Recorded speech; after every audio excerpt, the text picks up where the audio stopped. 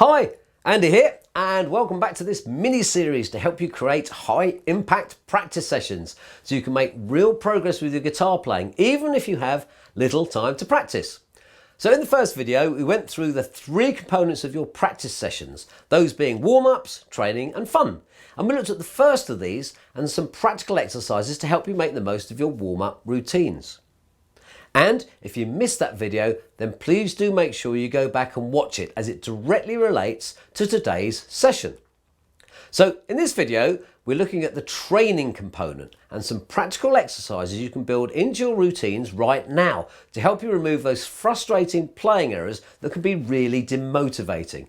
Now, it's a fact, we all make playing errors, no matter how good we are, and it's totally normal and it's part of learning. And some might say if you're not making mistakes, you're not learning or pushing yourself enough. And I do agree with that. But there are different types of mistakes. Some are part of learning and some are avoidable, frustrating, and can really undermine your confidence and motivation. These avoidable mistakes are often the result of two very simple things. Firstly, when we try to play stuff that is simply too advanced for our abilities. And secondly, and more often, when we're trying to play too fast, too soon. Now, it's important to understand that just rushing things is not the answer. The answer is to focus on accuracy first and speed second. And to improve your playing accuracy, you really need to engage your physical, mental and muscle memory skills. And your secret weapon to help you achieve this is your metronome. Now, as self-taught guitarists, we often forget this simplest of tools, but your metronome is the key to not only developing your own sense of timing, but also by slowing things down, you can literally learn anything. So today's exercises are all about how we can use our metronome within our training sessions to remove avoidable playing errors and boost our timing skills. Okay, so now we've got I've got three exercises for you to help improve your timing. Great warm-up routines these as well. We're going to be using our metronome as the core training tool. Now, these exercises will start off very simple, and as we progress to exercise 3, it'll be a little bit more complex. So we're going to start off by looking at quarter, eighth and 16th note or chord strumming, or you can either play chords or you can play single notes or double notes or riffs or whatever, it doesn't really matter. But this is all about making sure you nail your timing bang on to a metronome. Okay, so we set the metronome at 80 beats per minute. I'm going to get that working now. My man there's going to press the button, here it is. And we're going to start off by using quarter note strumming. And again, you can apply this you can apply it to single notes or a chord. I'm actually choosing to use the A minor chord, but you can just use a note if you like. So have a listen to the beat. It goes 1, 2, 3, 4. 1, 2, 3, 4. So that's your quarter note. Okay, so we're going to go using downstrokes to start off with, bang in time with the metronome. Here we go. 1, 2, 3, 4. 1, 2, 3, 4. 1, 2, 3, 4. 1, 2, 3, 4. You can use downstrokes, you can use upstrokes. 1, 2, 3, 4. 1, 2, 3, 4. Or you can use down and upstrokes.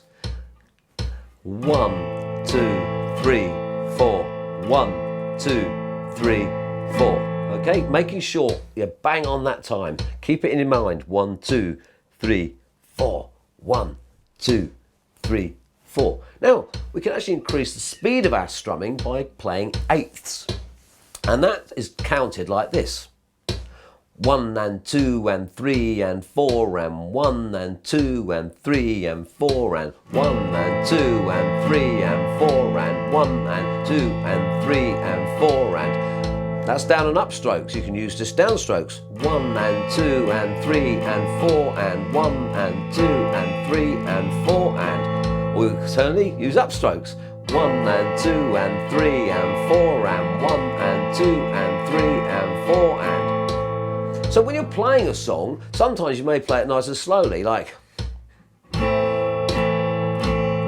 But if you want to increase the speed of it, different feel.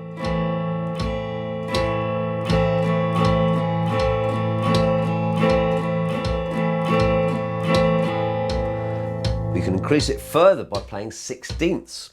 And the counting for that is 1E and a 2E and a 3E and a 4E and a 1E and a 2E and a 3E and a 4E and a 1E and a 2E and a 3E and a 4E and a 1E and a 2E and a 3E and a 4E and a...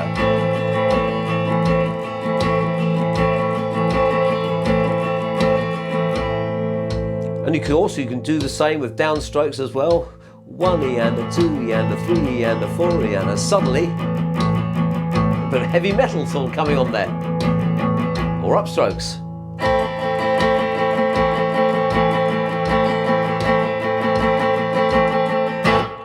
Now, the beauty of all that is that you can have different feels.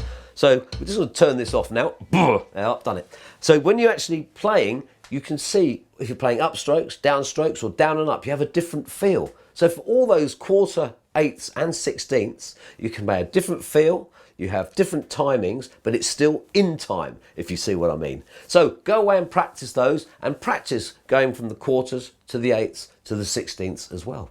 Okay, that concludes the first of our little exercises. Right, now we have a relatively short exercise for you where I'm going to show you how to play on the off beat, sort of reggae style. So what I'm going to do, we're going to set the metronome about 100 beats per minute. And what we will do is count on the on beat, and then I will show you where you play on the off beat. I'm just going to use an A minor, a D minor, and an E minor chords to do this, and it gives it a lovely sort of lilty reggae feel. And this is all about getting it into your mind of where you're going to actually play the chords, or you can play notes, it doesn't matter. And I'm going to play them all on the down stroke, using down strokes. And so we set the metronome running now, and as you can hear, on the on beat is 1, 2, 3, 4, 1, 2, 3, 4. On the off beat is 1 and So you're not playing, you're just playing in between the beats. You could even use the eighth counting that we used in our previous exercise. 1 and 2 and 3 and 4 and 1 and 2 and 3 and 4 and. We're hitting the downstrokes on the and. And to give it a bit of extra feel, I'm actually going to use a sort of I suppose it's a deadening of the strings. Every time I hit the string downstroke, I'm just going to use my right hand to stop the notes ringing out. So it gives it a bit more of a reggae feel. So get your on beat counting going, and then gets your off beat counting. So it goes 1, 2, 3, 4, 1 and 2 and.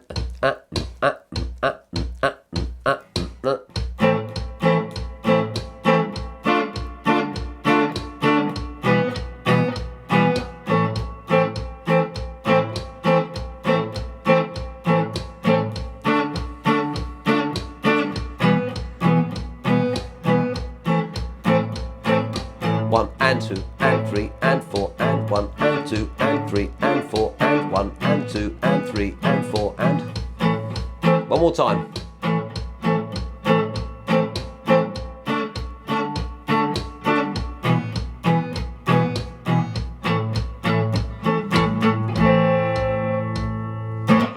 Really good fun that. You can have great fun doing that. Experiment with the chords, whatever you like. And if you get really confident, you can just ramp up that metronome just a little bit more. So that was 100 beats per minute. Try it 120, and that will definitely give you a challenge. So we've covered on the beat and off the beat, different strumming timings. What we're going to do now, I'm going to show you something pretty typical that's used when you're playing the blues. Now, we're going to play just before the beat. So when you've got your beat going at 1, 2, 3, 4, just before you hit that 1, you're going to play a note. It's often commonly used in intros and stuff like that. So it may be 1, 2, 3, and then the 4 comes after that. So what I'm going to do, I'm going to give you a couple of examples. I'll just play a very, very simple little leady, bluesy type thing, which will show you what I'm playing just before that first beat. So we get the metronome running at 80 beats per minute, and this is a really good way of seeing how good your internal metronome is working. And what I mean by that is that you're listening to the beat, you know where it is, but you sort of like, you're playing in time, but not really thinking and going 1, 2, 3, 4. You're actually sort of like playing your own way, and your internal metronome will kick in. So I'll show you what I mean. So start the beat obviously is, there we go, 1, 2, 3, 4. 1, 2, 3, 4. And just before the 1, I'm going to play a note, which is like just prior to the beat. So you're going 1, 2, 3, 4. 1, 2, 3, 4. 2, 3, 4. 2, 3, 4. 2, 3, 4. So you can even put 2 notes in. 1, 2, 3, 4. Like that.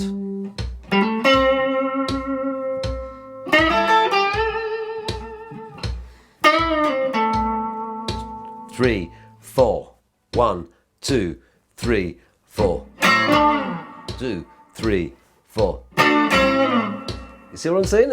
It gives you a nice little bit of a lilt there, and you're playing still in time, but you're playing just before the beat. Okay, I think you might like that one. That's good. And again, you can mess around with all sorts of scales and little notes there. You can play chords if you want to, but that's a really, really good way. And this is the most, as I say, most advanced or most complex, but it's when you really are nailing your timing on the beat and off the beat, then you can start improvising a little bit and playing just before the beat as well.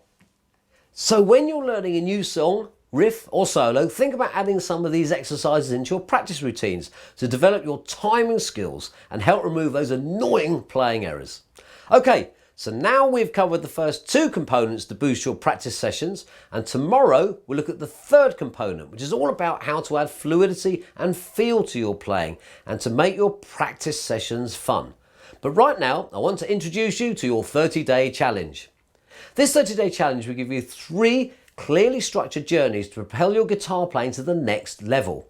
So if your guitar playing is at a bit of a plateau and you're frustrated with your slow progress, or you feel you're stuck in a rut of playing the same old stuff all the time, then this 30-day challenge is definitely for you. So click the button below right now to discover how I can help you dramatically shortcut your learning curve. I guarantee you'll be amazed at what you can achieve in just the next 30 days. So click the button below right now, and all I can say is thank you so much for watching. Bye for now. And all the videos in this mini-series are already waiting for you in your 30-day challenge, so you can come back to them at any time you want. And okay, click the button below and I'll speak to you again in just a moment.